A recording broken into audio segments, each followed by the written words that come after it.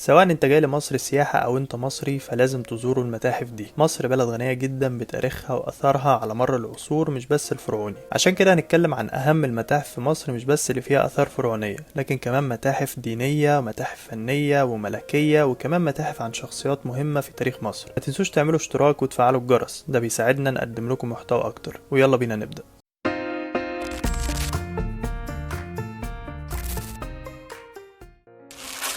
أول محطة في رحلتنا هي المتحف المصري في ميدان التحرير، أقدم وأشهر متحف للآثار في مصر. أسسه عالم المصريات الفرنسي أوغوست مارييت سنة 1835، واللي كان ليه الفضل إنه يحافظ على كنوز الحضارة المصرية القديمة. المتحف جواه عشرات الآلاف من القطع الأثرية اللي بتحكي رحلة مصر من بداية الدولة القديمة مرورا بالوسطى لحد الدولة الحديثة. في الدور الأرضي هتلاقي تماثيل ضخمة زي خفرع وسنوسرت، ولو طلعنا فوق هنشوف حاجات من العصر الذهبي زي مجموعة الملك توت عنخ آمون وتماثيل حتشبسوت وكمان المومياوات الملكية. الجميل إن تصميم المتحف نفسه عامل جو مهيب جدا، مليان نور طبيعي بيدخل من السقف الزجاجي، والردهة الرئيسية معمولة على طراز المعابد القديمة، فهتحس إنك ماشي جوه معبد فرعوني فعلا.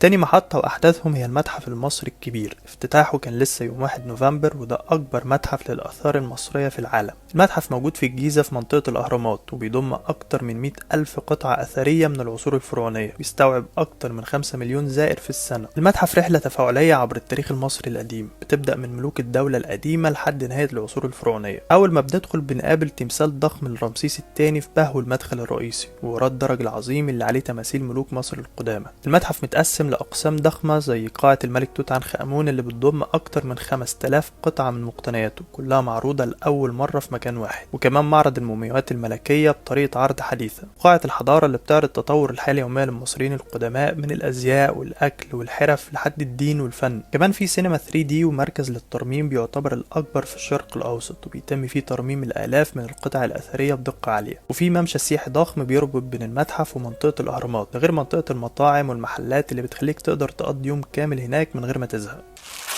اولا متحف الفن الاسلامي، وده موجود في ميدان باب الخلق وسط القاهره، وده واحد من اضخم واجمل المتاحف الاسلاميه مش بس في مصر لكن في العالم كله. اتاسس سنه 1903 في عهد عباس حلمي باشا الثاني على طراز مملوكي حديث، وتحول مع الوقت لملاذ لعشاق التاريخ والفن الاسلامي. المتحف بيضم برضه عشرات الالاف من القطع الاثريه جايه من كل انحاء العالم الاسلامي، من مصر والشام وشمال افريقيا وحتى الاندلس، رحله كامله في تاريخ الحضاره الاسلاميه. المتحف متقسم على دورين، الدور الارضي فيه فنون وآثار من مصر الإسلامية، والدور العلوي بيعرض كنوز من الأندلس والشام والأناضول. المعروضات هناك متقسمة لتخصصات عبقرية زي المخطوطات والأخشاب، المعادن والنسيج والأسلحة والزجاج والزخرف والفخار وحتى أدوات الفلك والطب.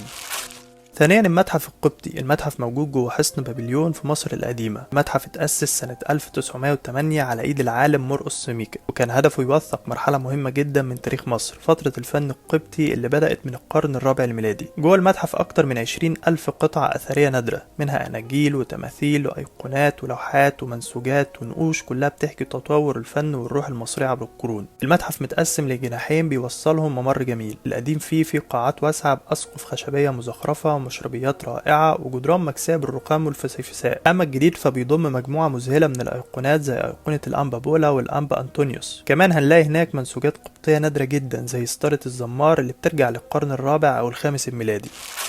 نبدأ جولتنا من الجيزة، تحديدا من شارع كافور في الدقي. هناك متحف محمد محمود خليل وحرمه. المتحف ده يعتبر أكبر متحف فني في مصر، وجواه كنوز فنية نادرة. المتحف بيضم أكتر من 300 لوحة نادرة و50 تمثال، غير القطع الخزفية الثمينة واللوحات الاستشراقية. ومن أهم المعروضات أعمال لأساطير الفن الأوروبي زي فان جوخ ومانيه ورنوار وسيزان وكلوب مونيه، واللي ليه هناك 5 لوحات كاملة، مجموعة فنانين عالميين لا تقل عن المتاحف الأوروبية الكبرى. القصر نفسه ليه حكاية، أسسه محمد محمود خليل باشا اللي كان عاشق للفن الأوروبي، ولما توفى سنة 1953 وصى إن المقتنيات دي تتحول بعد وفاة زوجته لمتحف للحكومة المصرية. وفعلا المتحف اتفتح سنة 1962، وبعد كده اتنقل لفترة في قصر الأمير عمرو إبراهيم في الزمالك لحد ما رجع لمكانه الحالي، واتفتح تاني سنة 1979. ومن أبرز القطع اللي بتخلي المتحف ده مميز جدا اللوحة الشهيرة، لوحة زهرة الخشخاش للفنان فان جوخ، واللي ليها قصة مثيرة بعد ما اتسرقت ورجعت تاني.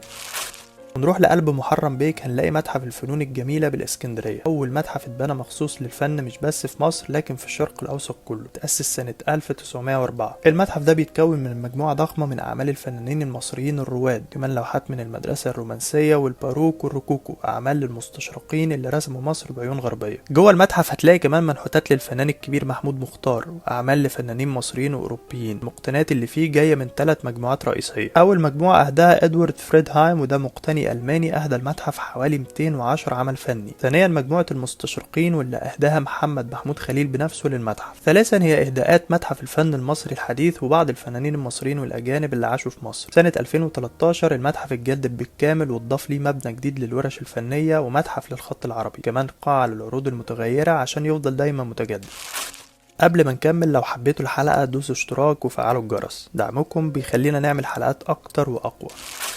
لو دخلنا منطقة زيزينيا هنلاقي قصر تحفة معمارية، ده قصر الأميرة فاطمة الزهراء اللي اتبنى سنة 1919 على الطراز الأوروبي في القرن ال19 وزخرف من جواه بزخارف فنية فخمة. المكان ده اتحول سنة 1986 لمتحف المجوهرات الملكية، بيعتبر واحد من أجمل متاحف مصر وأغناها من حيث القيمة والتاريخ. المتحف بيضم أكتر من 11500 قطعة من المجوهرات والتحف الذهبية النادرة اللي كانت بتخص أفراد الأسرة المالكة من أيام محمد علي باشا لحد الملك فاروق الأول، من نياشين وتيجان وساعات وكاسات وحتى قطع شطرنج مصنوعة من ذهب وأحجار كريمة. القصر متقسم ل10 قاعات، كل قاعة فيها مجموعة بتخص ملك أو أميرة، زي مجوهرات الملك فؤاد والملك فاروق وزوجاته والأمراء والأميرات من العيلة. كمان في لوحات فنية نادرة بتكمل المشهد الملكي بشكل مبهر.